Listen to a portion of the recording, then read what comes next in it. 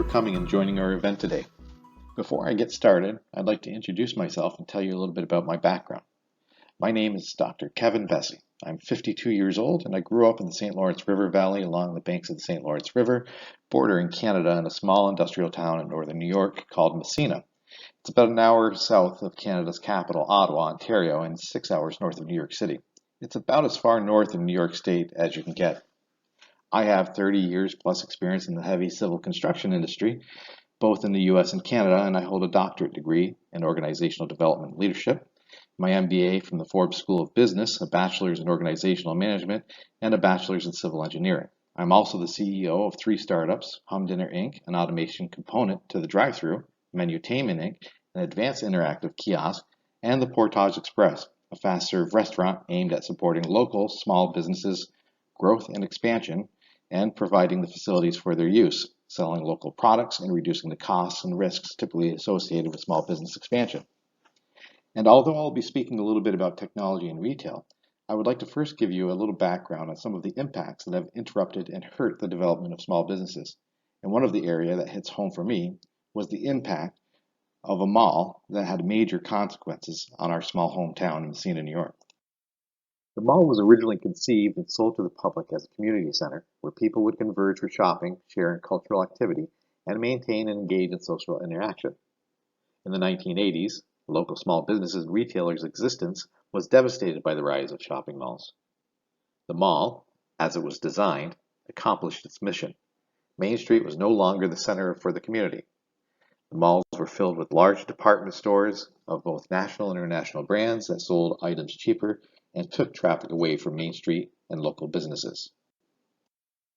Main streets, at their peak, in cities and local communities had about 80% of the market share of retail. After the big box retail stores and the malls were developed, this dropped to about 5% of the market share. And this was also true in my hometown. And these photos and these slides are also photos of my hometown and what our Main Street had looked like throughout the years. Local communities and main streets deteriorated as the local small business owners could no longer compete and foot traffic on Main Street was lost. Restaurants and stores we thought would never ever close were shutting down with frightening regularity. For the most part, cities and urban centers never truly recovered from the loss. When the recession hit in the 1990s and inflation rose, the fall of the malls began. Big box retailers and national stores cut their losses and jobs and started to close their doors. Eventually, the malls themselves started closing. However, as they lost tenants and became vacant, they never really truly went away. In some areas, however, most of the small businesses did. Main streets started to come back, however, they never fully recovered. Fast forward a little bit to the present, and then COVID-19 had another devastating effect on small businesses, causing many more to close their doors for good.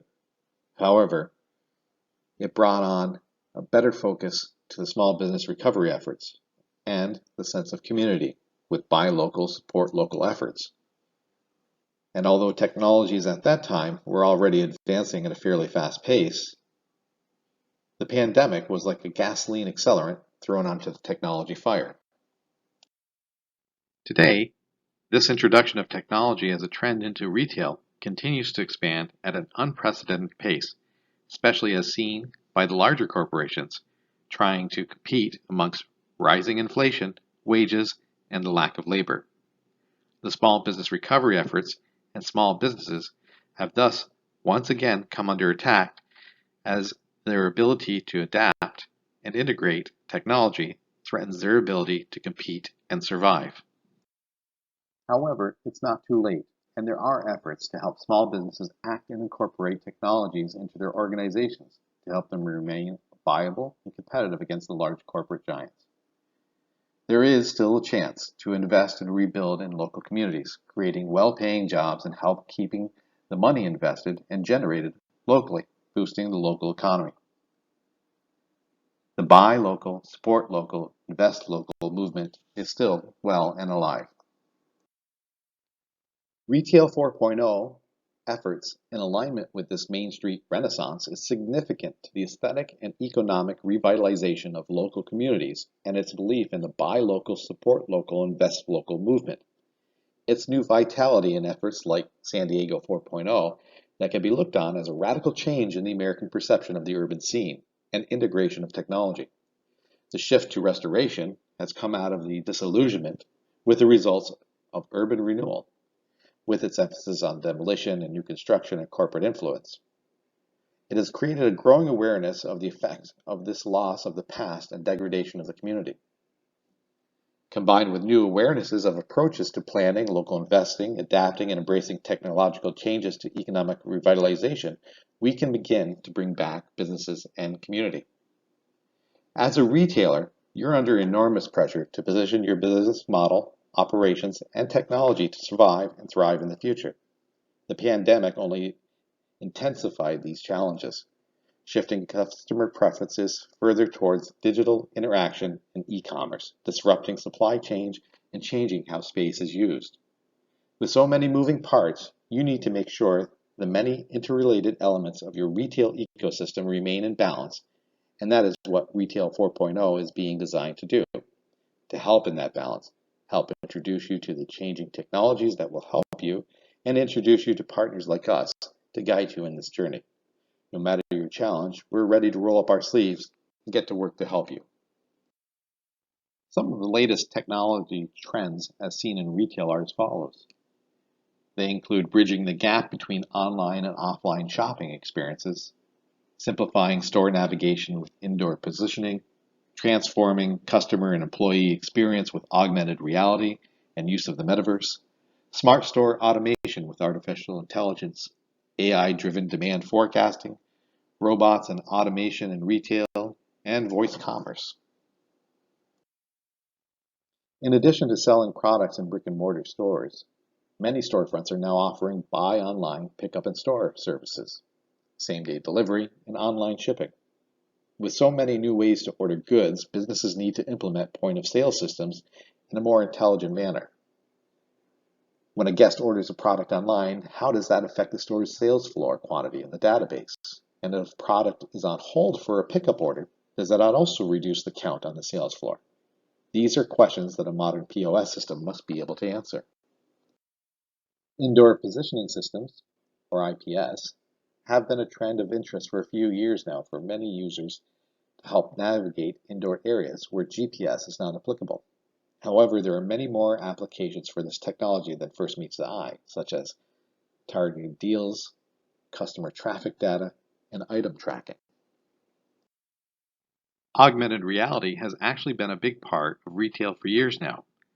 Regardless of one's opinion about what the future of AR and the metaverse might look like, there is no mistaking that businesses are providing more immersive and digitally consistent experiences for customers.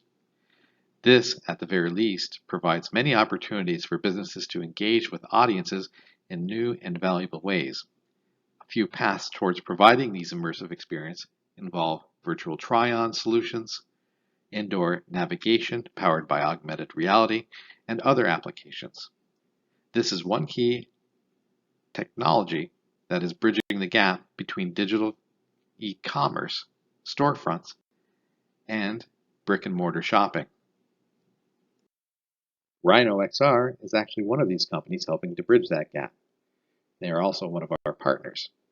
They provide realistic and user-friendly, intuitive access as simple as going to a website. They offer unique educational experiences for all ages to learn faster, grasp more, and retain longer, all while using a tool that translates to the business world upon graduation. They also provide real-world training for employees prior to going to the floor. They also deliver a fully integrated social media platform built with the end user being incentivized to share data. It's also a monthly income stream for the end user. They simplify functional NFTs, providing real-world uses with simple-to-use interface to bring people into Web3. And they create real-world integrations that provide businesses efficiencies and scalability. AI offers many benefits in the retail industry. Demand forecasting, inventory management, and other kinds of analysis on consumer behavior all use artificial intelligence. Thanks to innovations in artificial intelligence and the Internet of Things, self-checkout has become more advanced than ever.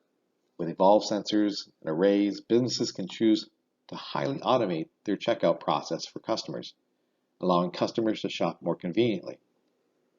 Amazon took this a step further with their Amazon grocery model. The project uses computer vision, sensor fusion, and deep learning.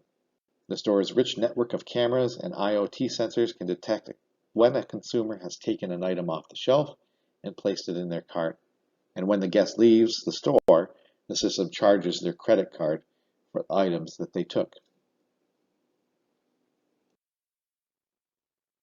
AI-driven demand forecasting is a very powerful tool used by some of the largest brands in the world. Demand forecasting helps businesses build trust with their customers, and it allows them to supply efficiently in preparation for the market changes. This is especially important in disaster and emergency situations, and during times of crisis, supplies can be short. As products fly off the shelves, stores that are able to adapt and get their hands on high-demand items are able to thrive. Robotics and automation more generally represent an opportunity for retailers as they wrestle with the constant challenge of managing the omnichannel experiences they offer while their costs rise and shoppers' habits change. This technology was first used by the retail industry in the back office functions, such as warehousing, but it has since been adopted more recently for last mile fulfillment. Co-ops use home delivery robots from organizations such as Starship Technologies, for instance, and provide assistance on the shop floor with customer service.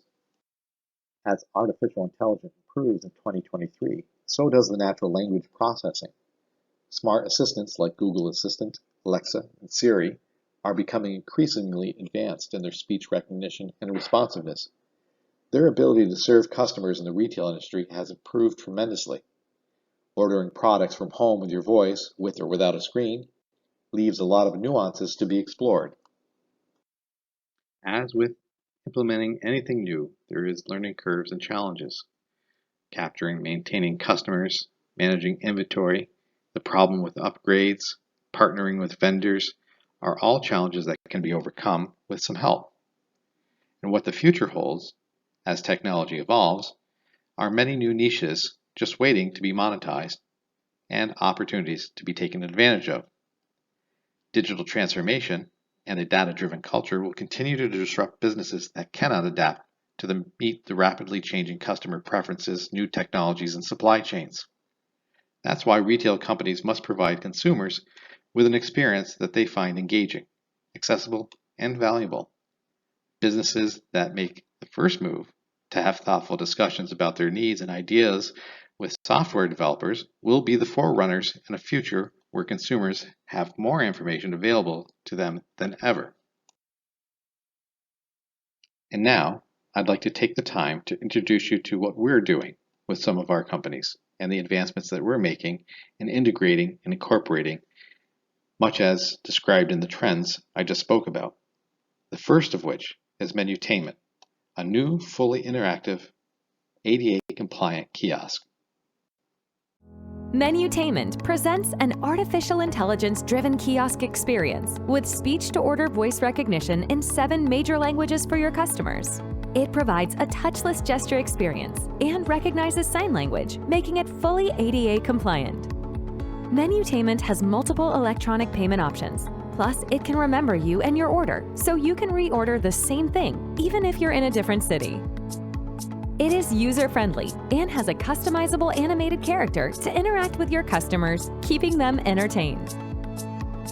Menutainment kiosks are also available for a variety of venues, such as restaurants, retail, hospitality, and entertainment industries, for uses such as providing information, ordering, paying bills, or purchasing tickets. For more information, visit our website, www.menutainment.ca. Next, we have Humdinner Inc., providing automation in the drive-thru, creating a means to increase throughput without the need for additional labor. Whether for a restaurant or retail application, it's a means to help increase revenues and improve customer experience, saving them time in a quick and efficient manner. Humdinner offers a multi-lane process that is adaptable to almost any situation and is fully customizable. We will share more on this application in the restaurant business in our next series, Restaurant 4.0. But for now, here's a project that we were working on, integrating it into the retail industry called Retail Reimagined.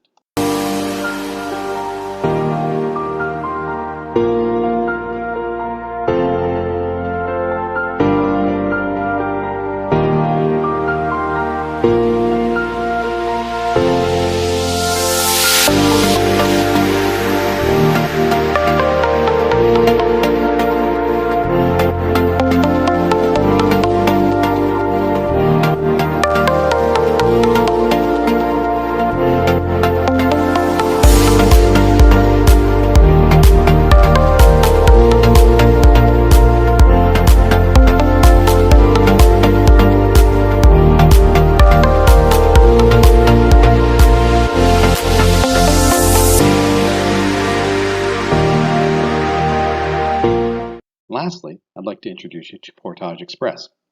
With our buy local, support local approach, Portage Express aims to target communities that prioritize expansion and growth while also supporting local businesses and residents. Through extensive research, we have identified that providing a shared commissary facility, kitchen, and access to technologies significantly reduces the risks faced by local businesses wishing to expand but are lacking the necessary resources. This approach also enables us to compete with major chains. It provides an alternative to the exorbitant costs associated with traditional franchising methods, which often do not contribute to the growth of local economies. Adopting this strategy can create a sustainable and mutually beneficial ecosystem for all stakeholders, and 15% of net profits will be contributed back to local charities and community initiatives. If you'd like to learn more on what we're doing or how to become an investor, please feel free to reach out and contact us. Thank you for your time, and I hope you enjoy the rest of this conference.